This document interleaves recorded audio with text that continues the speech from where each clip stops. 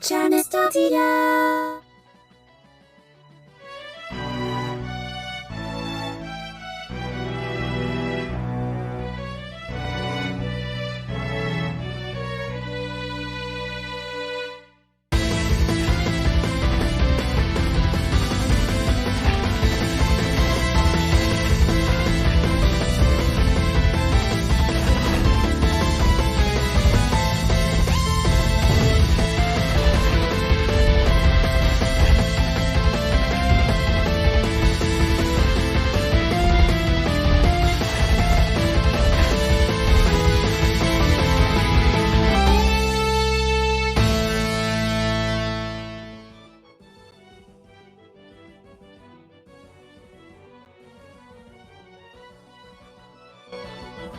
Hi everyone, and welcome back to the Student Games Showcase. We have Isabel from UC Irvine. I'm Jason, the SGDA president. I'm Huge, the SGDA webmaster, and let's you all can introduce yourselves. Hi, my name is Daniel. I'm the team lead behind Isabel. Hi, I'm Brendan. I'm one of the programmers. Hi, I'm Jaden. I'm the lead audio designer. Hi, I'm Sean. I'm the other programmer. Awesome, cool. So with that, we can get started. Where is everybody calling in from? And is everybody from the team here, or are there a few folks who are unable to make it? So most of our team is located in Southern California. Everyone here is. We have one team member located in Hawaii. Shout out to Kiana if you're watching. We do have a few more members of our team. We have 3 more artists who weren't able to make it today, sadly. One of our designers. And Awesome. Yeah, this is what. Oh, go for it. Oh no, it's just team's bigger than usual for most of our projects here at UCI. Definitely. Like this, I remember seeing the credits and seeing there were a lot of folks on the team, and it is a really cool. It was a really fun game to play. For the next question, I'd like to ask, how did the game get started? Where did the idea come from? Where did you meet up the team and connect the team? Kind of stuff like that. Okay, this is a bit of history to it. So, the original team for Belchime Studios was a scaffold project at UCI, which is where they kind of just throw together people to, make a game. And I was assigned to be a team leader of some of the devs you see here, Brendan and Jaden, and we started our game dev journey together. After we completed our first project that first quarter, we were looking for a new project to start, and then that's where Isabel got started. So while I was looking for a game genre to try out, I was playing this Hololive fan game called Wow Wow Karate Box, and I thought, a bullet hell would be a good next project for beginning developers to try out. So, and then, that's where the base of Isabel came from. Right. Isabel herself, our angel here in the center, is a little more complicated backstory, but I'll ask this. Have you ever heard of the Doomslayer Isabel Animal Cross meme? Yes. Yeah. Oh, yes, I have. And, we had a game about Angel slaying demons, so we thought it'd be appropriate to name her Isabel in honor of that.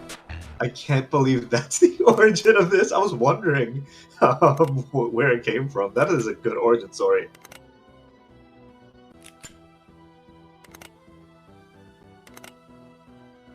I think it's interesting that you mentioned that it's a bullet hell, because I feel like in this game I can see the basic fodder enemies are in a way kind of bullets. Both bullets and enemies. Yeah, I guess it's not truly a bullet hell because I would have more, bullets, but this is just kind of the direction we took in as we started developing. Right. It still is very much. It needs the skills of bullet hells, like dodging precisely, especially if you saw the trailer when things get really hectic. It was a lot of fun. For your team, or for you and everybody on your team, what was the most difficult part of development?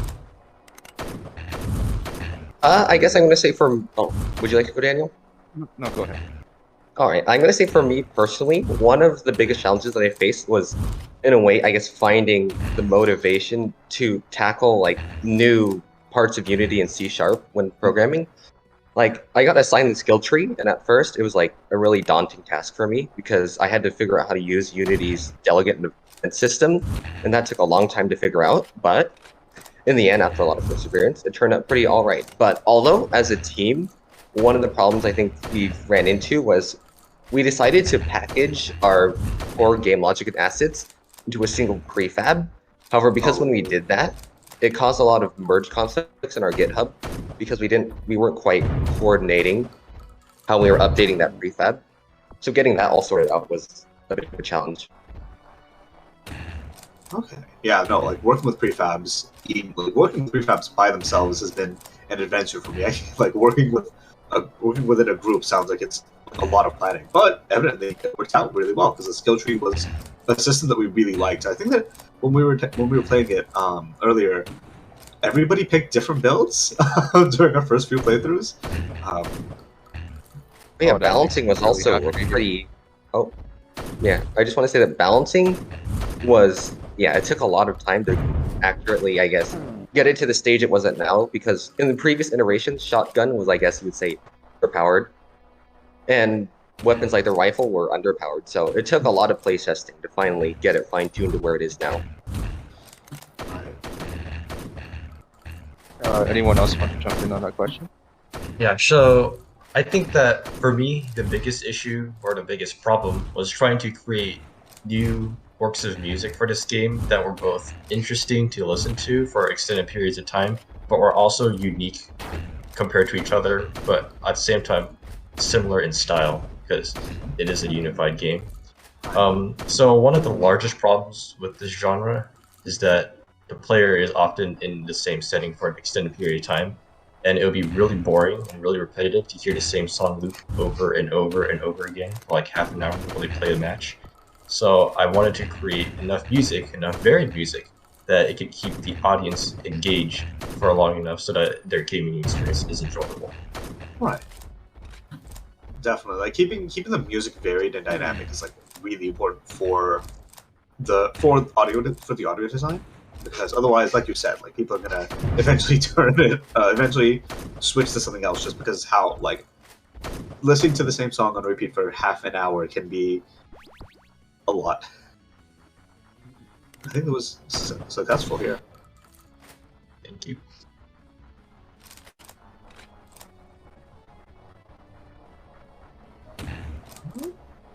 Any other responses on difficulties?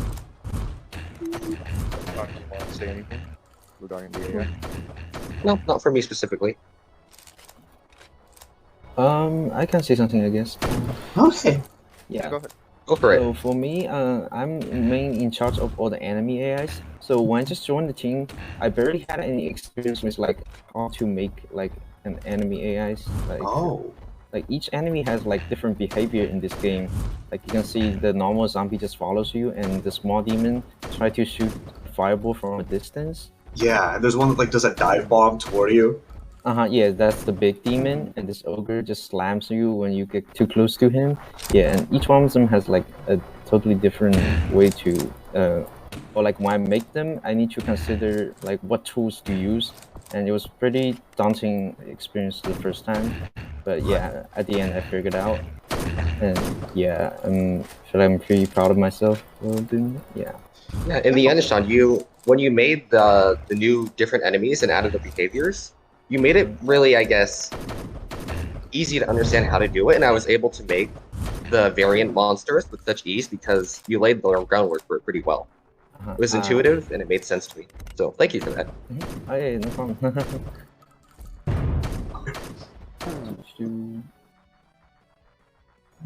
Let me double check something. All right, time to show off bird shot, Sean. Yeah. Do it. Bird shot? Oh It's our final upgrade tree, one of the final upgrade options for our shotgun, and it's fun. Oh my god. I think you became the bullet hell. You are for the enemies now. Yeah, that's one of our players' favorites upgrades. And, You can see why. I believe you me, I get it. All of this is just like damage numbers and just like the part of my brain that really likes Ludo shooters is just like on loop generating serotonin. For our second last question, just for the sake of time, so when you were in development, you had the question of would anyone try to continue again and again? And have you playtested this game and like, or have you given this game to like a public audience and seen like, do people generally try and do multiple runs through, or do they stick with the same build, or kind of how is that for you? So we have released the game to the public. You can get it on itch.io. It's been on for like, almost like a month now. And the answer to that question from what we discovered is a big resounding yes. We actually had a friend of one of our artists. Her name is Fire. She streams on Twitch.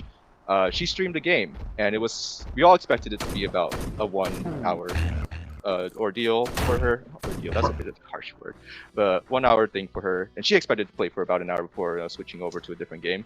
She played for 5 hours straight. Oh my god! You know, I think we were all kind of shocked that anyone would enjoy our game to that extent, and it made us all feel, you know, really proud that we had made something that someone could enjoy. Yeah, so there's that answer. That's super cool. Like that. Like there were a lot of different levels, and like, you know, within like I mentioned, like the upgrade trees gave me like, when I first played, I think I got the dual wield pistol because of course I did. That is the thing that I do. But like I forgot which build I tried second. But like next, I'm gonna play this again and see if I can get the bird shot. This is really fun. I believe that you mentioned that you wanted to showcase a certain thing. Was that thing the bird shot? No. So, Sean, that's convenient. Go ahead and hit the restart. So, one of the things that I'm really proud of our team for managing to get through is we have a boss. Right. His name is Isabel. He is a bona fide demon fallen from heaven. He's a little more stronger than the rest of the riffraff you're going to come across.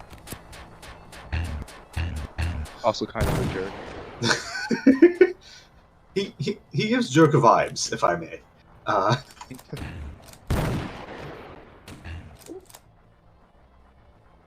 But yeah, this is what we want to show off. I guess that with that, we can ask the final question of, is there anybody you would like to shout out? Anybody you'd like to kind of give a message to? Anything like that? Okay, so first of course, we have to shout out the rest of the team who's not here on the panel. The game would not have been nearly as good if even a single one of them wasn't present. So big thanks to all of you guys for, you know, joining us on this development adventure. And I'm so glad we could come together as a team to make the game. Aside from them, I want to thank everyone who participated in testing for the game. We desperately needed testing, and for you guys to break our game. Thank you for doing that.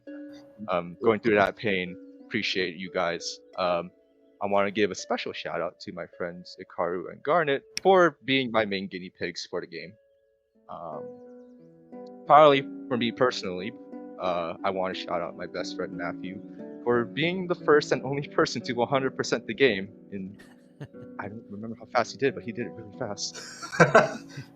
Already on speedrun.com as we speak. Anybody you guys want to shout out? Sure. I'll shout out my dad, who is my primary playtester for when new builds come out. He has the unique ability to find bugs and glitches nobody else has found. With our first project, he managed to find all sorts of ways to break the game that nobody has found. And even with Isabel, and even with the more polished versions, he seems to have that unique ability. So thank you to him for finding all the bugs. Yeah, it's always good to have somebody who's able to figure out the edgest of edge cases. And I guess on that note, I'll shout out my D&D group. I had them playtest my Isabel, and when we thought we had worked out a lot of the bugs, they managed to find a bunch more that we completely missed. Like one of them was that if the pause button was over a certain spot in the game, it wouldn't work, and I would have never figured that out if it wasn't for them. What an error! Oh my god! Like, yeah, that is a we need this is like a completely random occurrence. Oh my god!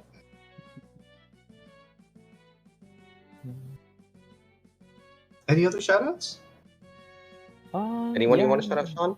Oh yeah, I guess yeah. I had some of my friends play Destiny this too, so yeah, it was pretty fun. Awesome, cool. Thank you so much for taking the time to speak with us. This was really fun. And Isabel is available. Isabel, along with all the other showcase games, are available all on our website on our games showcase page. Feel free to check it out. Feel free to spend 5 hours playing it yourselves. And thank you to the team for agreeing to speak with us. Thank you for having Thank us. you for having us. Thank you for having us. The next game that we have coming up is Kira Kira from IBC. So we'll speak to you then. All right, thank you so much for the